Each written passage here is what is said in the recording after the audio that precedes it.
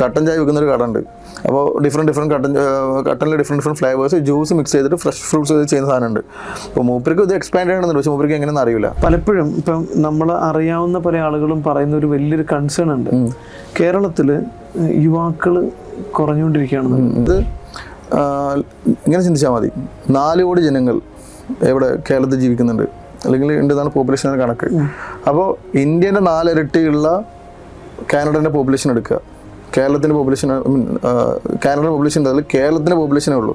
ഒരു ഓൺട്രപ്രണർ ആവാനുള്ളവർക്ക് ഏറ്റവും ബെസ്റ്റ് ഓപ്ഷനാണ് ഇപ്പോൾ കേരളത്തിൽ. സോ ഇതിൻ്റെ ഒരു ചേർന്നിട്ടുള്ള ചോദ്യമാണ്, ഇപ്പോൾ IQ വെഞ്ചേഴ്സ് ഒരു സ്റ്റാർട്ടപ്പിന് ഹയർ ചെയ്യാനുള്ള ക്രൈറ്റീരിയ എന്താണ്? നമ്മൾ IQ ventures what we are doing is to create the 4 verticals. അപ്പോൾ നമ്മൾ സ്റ്റാർട്ടപ്പിനെ സപ്പോർട്ട് ചെയ്യുന്ന ഭാഗമായിട്ട് we have different programs. For example ഞാൻ പറഞ്ഞത് നമ്മൾ പ്രോബ്ലം മനസ്സിലായിട്ടാണ്. അപ്പോൾ നമ്മൾ ഒന്ന് പറഞ്ഞത് ഇൻക്യുബേറ്ററാണ്. അപ്പോൾ ഇൻക്യുബേറ്ററിന് അപ്ലിക്കേഷൻസ് എന്ന് പറഞ്ഞു കഴിഞ്ഞാൽ we have on boarding team, anyone can apply. നമ്മൾ രണ്ട് കണ്ടീഷൻസ് ആണ് എന്ത് ചെയ്യുന്നുള്ളൂ, നമ്മൾ ഒരു സ്റ്റാർട്ടപ്പിന് ഓൺ ബോർഡ് ചെയ്യുമ്പോൾ നോക്കാറുള്ളൂ. ഒന്ന് ആ ഓൺട്രപ്രണറിൻ്റെ വിഷൻ. So he want to build a 5 crore company or 500 crore company. ഇതനുസരിച്ചിട്ടാണ് നമ്മൾ എഫേർട്ട് ഇടേണ്ടത്. അപ്പോൾ നമ്മൾ 5 crore കമ്പനിയുള്ള ഒരാൾക്ക്, അല്ലെങ്കിൽ അങ്ങനെ ചെറിയൊരു ഡ്രീമുള്ള ഒരാൾ, അല്ലെങ്കിൽ വിഷനുള്ള ഒരാളെ നമുക്ക് എന്ത് ചെയ്തില്ല, എത്ര റിസോഴ്സ് കൊടുത്താലും 500 crore കമ്പനി ആവുന്നില്ല. നേരെ മറിച്ച് 500 crore കമ്പനി വിഷനുള്ള ഒരാൾക്ക് ഇപ്പോൾ ഒന്നും അവൻ്റെ കയ്യിലില്ലെങ്കിൽ കൂടെ അവനെ കൊണ്ട് ഹി ക്യാൻ മേക്ക് ഇറ്റ് ചെയ്യാം. സോ ഫസ്റ്റ് തിങ് ഇതാണ്. രണ്ടാമത്തെ തിങ് ആ കമ്പനിയോടുള്ള പാഷനും പിന്നെ ആ പ്രൊഡക്റ്റിൻ്റെ മാർക്കറ്റിൽ എത്ര സ്കെയിൽ ചെയ്യാൻ പറ്റുന്നുള്ളത്, സ്കെയിലബിലിറ്റിയും. അല്ലാതെ നമ്മൾ വേറൊരു ജഡ്ജ്മെൻറ്റ് ക്രൈറ്റീരിയ വെക്കുന്നില്ല. ഇതിപ്പോൾ ഞാൻ പറയാൻ കാരണം എന്താണെന്ന് വെച്ച് കഴിഞ്ഞാൽ the most of the incubator which have seen, അതായത് ഗവൺമെൻറ്റിനെ എടുക്കാം. അപ്പോൾ ഗവൺമെൻറ് ഗ്രാൻഡ് അപ്ലൈ ചെയ്യാം. അവർ ടെക്നിക്കലോ അല്ലെങ്കിൽ എന്തെങ്കിലും കുറച്ച് ആസ്പെക്ട്സ് വെച്ചിട്ടാണ് എന്ത് ചെയ്യുന്നത്, നിങ്ങളുടെ സ്റ്റാർട്ടപ്പിനെ ജഡ്ജ് ചെയ്യുന്നത്. For my experience and my perspective, നമുക്ക് ഒരു സ്റ്റാർട്ടപ്പിനെ ജഡ്ജ് ചെയ്യാൻ പറ്റില്ല. We can say that this company is going to on this success not.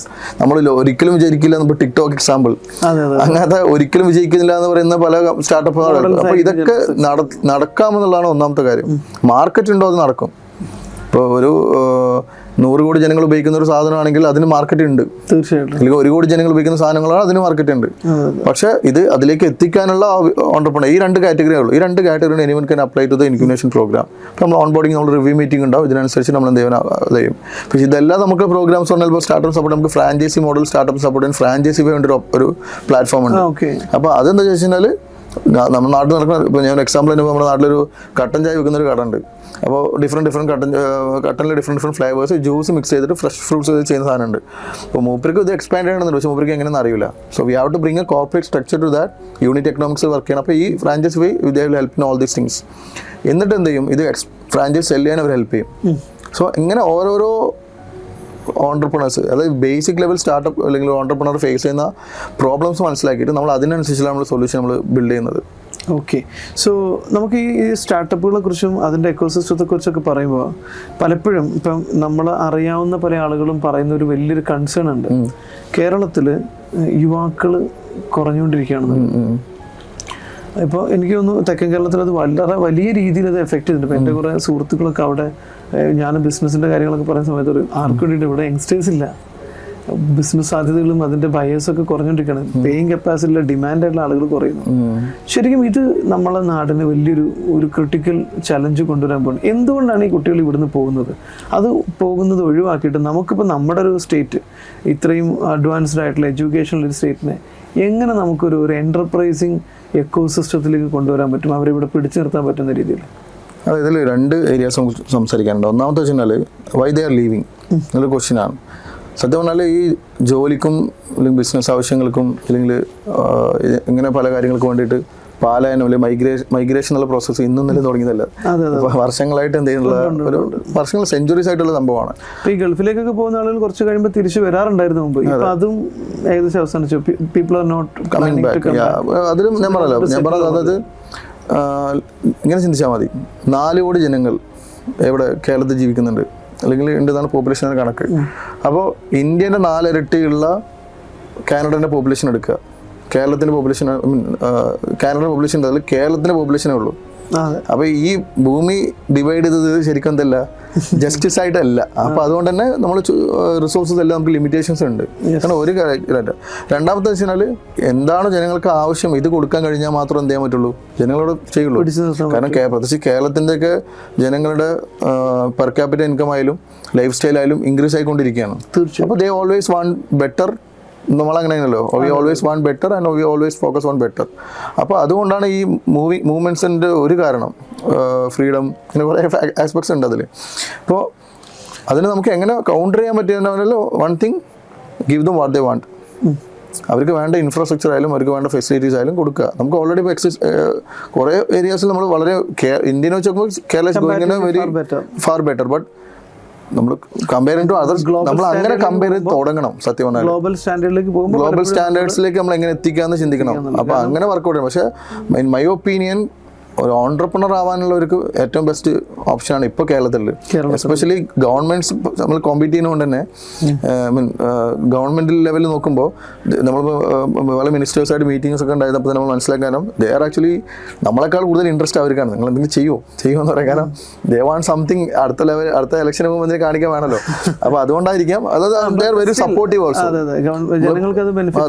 പണ്ടത്തേക്കാൾ ഇപ്പോൾ വളരെ സപ്പോർട്ടീവാണ് അവർ. വളരെ സപ്പോർട്ടീവ് ഇൻ ദ സെൻസ് അങ്ങനത്തെ ആൾക്കാരെ അവർ തരികയാണ്. അപ്പോൾ നമ്മൾ കുറച്ച് ഗവൺമെന്റ് ആയിട്ട് കുറച്ച് പ്രോഗ്രാം ഈസി ആയിട്ട് കാര്യങ്ങൾ മുമ്പുള്ളതിനേക്കാളൊക്കെ ഡോക്യുമെന്റേഷൻ ആണെങ്കിലും ഒക്കെ നടക്കുന്ന ഒരു സിറ്റുവേഷനിലേക്ക് എത്തിയിട്ടുണ്ട്. ബട്ട് സ്റ്റിൽ അത് ഇനിയും ഇമ്പ്രൂവ് ആവാൻ. ഞാൻ പറഞ്ഞ പോലെ ഇപ്പോൾ 4 കോടി ജനങ്ങളിൽ 1 കോടി ജനങ്ങൾ പോയാലും അപ്പോൾ ശരിക്കും പറഞ്ഞാൽ 3 കോടി ജനങ്ങൾ കേരളത്തിലുണ്ട്. നമ്മൾ അങ്ങനെ ചിന്തിക്കുകയാണെങ്കിൽ എന്തായാലും റിസോഴ്സസ് അപ്പോഴും പോസിറ്റീവാണ്. അപ്പോൾ ഇപ്പോൾ കർണാടക, തമിഴ്നാട് സംബന്ധിച്ചോളം they have lot of land, lot of resources four കുറച്ച് പോപ്പുലേഷൻ ഇത്രയുണ്ട്. പക്ഷേ കേരളത്തിൽ അങ്ങനെയല്ല. അപ്പോൾ അതുകൊണ്ടാണ് ഒബ്വിയസ്ലി കേരളത്തിൽ മറ്റു സംസ്ഥാനങ്ങൾ ജോലിക്കും അല്ലെങ്കിൽ പല ആവശ്യങ്ങൾക്ക് പോകുന്നത് വളരെ സ്വാഭാവികമാണ്. But how to improve that, അങ്ങനെ ചിന്തിച്ചു തുടങ്ങും. ഒരുപാട് സംഭവങ്ങൾ ഉണ്ടാക്കാൻ ഒരുപാട് ആൾ വേണമെന്നില്ല, മറിച്ച് ആ റിസോഴ്സിനെ ഒപ്റ്റിമൈസ് ചെയ്യാനുള്ള ഒരു മെക്കാനിസം നമ്മൾ സെറ്റ് ചെയ്യാന്നുള്ളത്. പിന്നെ ഒരു പോയിന്റ് ആഡ് ചെയ്യാനുള്ളത് വെച്ചാൽ ഇന്ത്യക്ക് ഇപ്പോൾ നമുക്ക് പറയുമ്പോൾ സൗദി അല്ലെങ്കിൽ അറേബ്യൻ കൺട്രീസിന് ഇപ്പോൾ ഓയിൽ എന്ന് പറയുന്ന പോലെ, അല്ലെങ്കിൽ ഇപ്പോൾ US ഇപ്പോൾ ടെക് ആൻഡ് വെപ്പൺ എന്ന് പറയുന്ന പോലെ, ഇന്ത്യക്കുള്ള ബിഗ്ഗസ്റ്റ് അസറ്റ്സ് എന്ന് പറഞ്ഞാൽ യങ് പോപ്പുലേഷൻ ആണ്. യങ് പോപ്പുലേഷൻ, മാൻ പവർ മാത്രമല്ല, യങ് പോപ്പുലേഷൻ. ഏറ്റവും കൂടുതൽ യങ് പോപ്പുലേഷനുള്ള കൺട്രി ഇന്ത്യയാണ്. പക്ഷെ അതിന് മര്യാദക്ക് ഉപയോഗിക്കുന്നുണ്ടോ എന്നുള്ള ചോദ്യമാണ് പ്രശ്നം. If you are giving skill develop ചെയ്ത് വെക്കുകയാണെങ്കിൽ ഗ്ലോബലി നമുക്ക് എല്ലാ കമ്പനീസിനും ഇങ്ങോട്ട് കൊണ്ടുവരാം. തീർച്ചയായിട്ടും. അപ്പം എനിക്കൊന്ന് പല രാജ്യം, ഇപ്പോൾ ചൈനയാണെങ്കിലും ഫിലിപ്പീൻസ് ആണെങ്കിലും അവരെ പരിമിതി കൊള്ളുന്നുണ്ട്. അവർ ക്യാപ്പബിൾ ആക്കിയിട്ടാണ് വിടുന്നത്. പുറത്ത് പോകുന്ന ഒരാൾ ഇന്ന സ്കില്ല് ക്യാപ്ചർ ചെയ്തിരിക്കുക. അപ്പോൾ നമ്മുടെ മിനിമം ഗ്യാരണ്ടി സ്റ്റാൻഡേർഡ് നമ്മൾ നമ്മുടെ യങ്സ്റ്റേഴ്സിനെ സ്കിൽഡ് ആക്കുകയാണെങ്കിൽ നമുക്ക് വലിയ രീതിയിൽ ചെയ്യാൻ കഴിയും. യെസ്. അതിൻ്റെ കൂടെ തന്നെ എനിക്ക് ചോദ്യം ചോദിക്കുള്ളൂ. ഇപ്പോൾ നമ്മൾ ഈ മാൻ പവറിനെ കുറിച്ചൊക്കെ പറഞ്ഞു. ഇപ്പോൾ ഈ മാൻ പവർ നേരിടുന്ന നമ്മൾ മാൻ പവർ എന്നൊക്കെ പറയുമെങ്കിൽ പോലും ഇപ്പോൾ ഇന്ന് ഒരു AI റവല്യൂഷനിലേക്ക് പോവാണ്. ആർട്ടിഫിഷ്യൽ ഇൻ്റലിജൻസും റോബോട്ടിക്സും വരുമ്പോൾ മാൻ പവർ വേണ്ടാത്ത ലോകത്ത് പോവാണ്. സോ അത് എങ്ങനെയാണ് ശരിക്കും നമ്മുടെ രാജ്യത്തെ ബിസിനസ് എൻവയോൺമെൻറ്റിനെയും അല്ലെങ്കിൽ ഒരു എംപ്ലോയ്മെൻറ്റ് എക്കോസിസ്റ്റത്തെയും ഒക്കെ സ്റ്റാർട്ടപ്പുകളെയും ഒക്കെ എങ്ങനെയാണ് ഇത് എഫക്റ്റ് ചെയ്യാൻ പോകുന്നത്? അത് നമുക്ക് എങ്ങനെ ഓവർകം ചെയ്യാൻ ശരിക്കും? അല്ല, ഇതിൽ ഈ AI ടോപ്പിക്സ് വരുമ്പോഴൊക്കെ നമ്മൾ സത്യം പറഞ്ഞാൽ കുറച്ച് കാലത്തേക്ക് മുന്നോട്ട് പോകണം. അതായത് ഇതിൻ്റെ ഫൗണ്ടേഷനിലേക്ക് പോകണം. ടെക്നോളജി അല്ലെങ്കിൽ മെഷീൻസ് ഇത് എന്തിനാണ് ഉണ്ടാക്കിയത് എന്നുള്ള ചിന്തയ്ക്ക് പോകണം. മനുഷ്യന്മാരുടെ സമയവും അല്ലെങ്കിൽ മനുഷ്യന്മാരുടെ ലൈഫ് ബെറ്റർ ആക്കാനുള്ള സാധനം ടെക്നോളജി, അല്ലെങ്കിൽ മനുഷ്യന്മാർക്ക് വേണ്ടി ഉണ്ടാക്കിയതാണ്. അതെ, മനുഷ്യന്മാർക്ക് വേണ്ടിയുള്ള ടെക്നോളജി. പക്ഷെ ഏത് കാറ്റഗറി ഓഫ് മനുഷ്യൻ എന്നുള്ളതാണ് ചോദ്യം. മനസ്സിലായോ? അപ്പോൾ ഓരോ രാജ്യവും AI പോളിസി ഉണ്ടാക്കണം, AI പോളിസി ഡെവലപ്പ് ചെയ്യണം according to the countries demand. അപ്പോൾ ഞാൻ പറഞ്ഞപ്പോൾ വെരി യങ് പോപ്പുലേഷനുള്ള പല കൺട്രീസിനും എന്ത് വളരെ ഒരു ചുരുങ്ങിയ പോപ്പുലേഷനുള്ള പല കൺട്രീസിനും എന്ത് വരും, AI അഡാപ്റ്റ് ചെയ്യേണ്ടി വരും. Because they have to make their citizens life better, but they don't have the resources, the manpower resources ഇല്ല. പക്ഷെ ഇന്ത്യനെ കുറിച്ചൊക്കെ പറയുമ്പോൾ പ്രശ്നം എന്ന് വെച്ചാൽ 140 കോടി ജനങ്ങളുണ്ട്. ലെറ്റ്സ് ഞാൻ പറഞ്ഞല്ലോ. അപ്പോൾ നാളെ എന്ത് ചെയ്യണം, എല്ലാ ടാക്സീസും നമ്മൾ എന്ത് ചെയ്യണം, AI ആക്കണം, ഓട്ടോമേറ്റഡ് ആക്കണം എന്ന് വിചാരിക്കുക. അത്ര ആൾക്കാരുടെ ജോലി പോകും. അപ്പോൾ നമുക്ക് how we can give them. ഇന്ത്യയിൽ ഒരു പരിധി വിട്ട് നമുക്ക് റോബോട്ടിക്സ്, അഗ്രികൾച്ചറിനെ പോലും നമുക്ക് ഒറ്റയടിക്ക് റെവല്യൂഷണലൈസ് ചെയ്യാൻ പറ്റില്ല. കാരണം വളരെ ചെറിയ ജോബുകൾ ഡിപ്പെൻഡ് ചെയ്തിട്ട് ജീവിക്കുന്ന കോടിക്കണക്കിന് മനുഷ്യർ. അത് മാത്രമല്ല, ഇപ്പോൾ ഞാൻ ഒരു സ്റ്റഡി ഉണ്ട്. ആ സ്റ്റഡിയിൽ എന്താ പറയുന്നത് വെച്ചാൽ, ഇപ്പോൾ ഈവൻ ഡെവലപ്ഡ് നേഷൻസ് ഒരു 2050 ഒക്കെ ആകുമ്പോൾ 3 കാറ്റഗറി ഓഫ് പീപ്പിൾ ആയിട്ട് ഗവൺമെന്റ്സ് അവരുടെ പോപ്പുലേഷൻ ഡിവൈഡ് ചെയ്യുന്നതാണ്. അപ്പോൾ അതിൽ ഒരു കാറ്റഗറി എന്താ വെച്ചാൽ കോഡേഴ്സ് ആയിരിക്കും. അതായത് AI എഞ്ചിനീയേഴ്സ്, അതായത് ഇങ്ങനത്തെ പ്ലാറ്റ്ഫോംസ് ഉണ്ടാക്കാനും ഇത് മെയിൻറ്റെയിൻ ചെയ്യാനും ഉള്ള ആൾക്കാർ. രണ്ടാമത്തേത് പറഞ്ഞാൽ എന്റർടൈൻമെന്റ്സ് ആൾക്കാരായിരിക്കും, സ്പോർട്സ് അല്ലെങ്കിൽ സിംഗേഴ്സ്, ഡാൻസേഴ്സ്. അതായത് ഈ പോപ്പുലേഷൻ നമ്മൾ ടു മേക്ക് അസ് എന്റർടൈൻഡ് ഇതിന് വേണ്ടിയിട്ട്. തേർഡ് കാറ്റഗറി അവർ പറയുന്നത് യൂസ്ലെസ് കാറ്റഗറി എന്നാണ്. അതായത് ഇങ്ങനത്തെ ഒരു കാറ്റഗറി വരുന്നതാണ് അവർ പ്രൊഡിക്റ്റ് ചെയ്യുന്നത്, സ്റ്റഡി പ്രൊഡിക്റ്റ് ചെയ്യുന്നത്. കാരണം അവർക്കിപ്പോൾ ഒരു ഡ്രൈവർ, നമ്മുടെ നാട്ടിലൊരു ഡ്രൈവർ അല്ലെങ്കിൽ ഇങ്ങനത്തെ ഒരാൾക്ക് വേറെ എന്ത് ചെയ്യാൻ അറിയും അവർക്ക്. അങ്ങനെ അവർക്ക് അവരുടെ സ്കില്ലിൽ പോയി ചെയ്യണം, എന്ത് ചെയ്യാൻ പറ്റും. ഇറ്റ് ക്യാൻ ബി ടീച്ചേഴ്സ് അടക്കം അങ്ങനെ ആവാൻ കഴിയും. അപ്പോൾ അങ്ങനെ വരുമ്പോൾ ഈ തേർഡ് യൂസേഴ്സ് കാറ്റഗറീസും ശരിക്കും ഡെവലപ്ഡ് കൺട്രീസ് അവർ GDP ഒരു പെർസെൻറ്റേജ് മാറ്റി വെച്ചിട്ട് ഇവർക്കൊരു ബേസിക് സാലറി കൊടുത്തിട്ട് ഇവരിനെ നിർത്താമെന്നുള്ളതാണ്. ഇങ്ങനെയാണ് സത്യം പറഞ്ഞാൽ ഈ സ്റ്റഡീസും അല്ലെങ്കിൽ ഇങ്ങനത്തെ കാര്യങ്ങളും ഡെവലപ്ഡ് കൺട്രീസ് പോണത്. But developing nation and underdeveloped കൺട്രീസിന്റെ കാര്യം വരുമ്പോൾ it is not the same. അപ്പോൾ നമ്മൾ അതുകൊണ്ട് ഇന്ത്യ പോലത്തെ രാജ്യത്ത് ലെറ്റ്സ് ചൈനയൊക്കെ ചെയ്യുന്നത് പോലെ എങ്ങനെ കൂടുതൽ എംപ്ലോയ്മെന്റ്സ് ഉണ്ടാക്കാം. ലോകത്തെ ഏറ്റവും കൂടുതൽ എംപ്ലോയ്മെന്റ്സ് കൊടുക്കുന്നത് റെയിൽവേ ആണ്. റെയിൽവേ ഒക്കെ ആണെങ്കിൽ എന്ത് ചെയ്യും, നാളെ തന്നെ ഓട്ടോമാറ്റിക് ചെയ്യാം പല കാര്യങ്ങളും. പക്ഷെ ഓട്ടോമാറ്റിക് ചെയ്യാതെ തന്നെ ഇത്ര പേർക്ക് ജോബും ഇത്ര പേര് ഫാമിലീസിനും ഒരു ഇൻകം, ഒരു ഫുഡും കൊടുക്കാൻ, അവർക്ക് ഭക്ഷണം കൊടുക്കാൻ കഴിയുന്നുണ്ടെങ്കിൽ നമ്മൾ ശരിക്കും we have to think in that way. അപ്പോൾ വരുന്നത് എവിടെ വരണം? ഇപ്പോൾ ഫ്രം എ ബിസിനസ് പെർസ്പെക്റ്റീവ് ഞാൻ പറഞ്ഞത് വിച്ച് കാറ്റഗറി. ഇപ്പോൾ ഞാനൊരു മുതലാളിയെന്ന് ഇരിക്കുക, അല്ലെങ്കിൽ ഞാനൊരു അങ്ങനെ ഒരു കോർപ്പറേറ്റ് ആയിരിക്കും. അപ്പോൾ എന്നെ സംബന്ധിച്ചോളം ദ എംപ്ലോയീസോ ഇതൊന്നും എനിക്ക് ഡിമാൻഡില്ല. എനിക്കത് കോസ്റ്റ് എഫക്റ്റീവ് ആണെങ്കിൽ അവിടെ എനിക്ക് പ്രോഫിറ്റ് ഉണ്ടാക്കാൻ പറ്റുമെന്നുള്ളത്. അതെ, പക്ഷേ government should make A policy. അവരുടെ കൺട്രീൻ്റെ ഡിമാൻഡും അവരുടെ കൺട്രിക്ക് എത്രത്തോളം വേണമെന്നും, അല്ലെങ്കിൽ അത് എത്രത്തോളം അവരുടെ കൺട്രി തന്നെ എഫക്ട് ചെയ്യുന്നത് മനസ്സിലാക്കിയിട്ട് പോളിസീസ് ഉണ്ടാക്കിയില്ലെങ്കിൽ it is going to effect in a very bad way. Very good.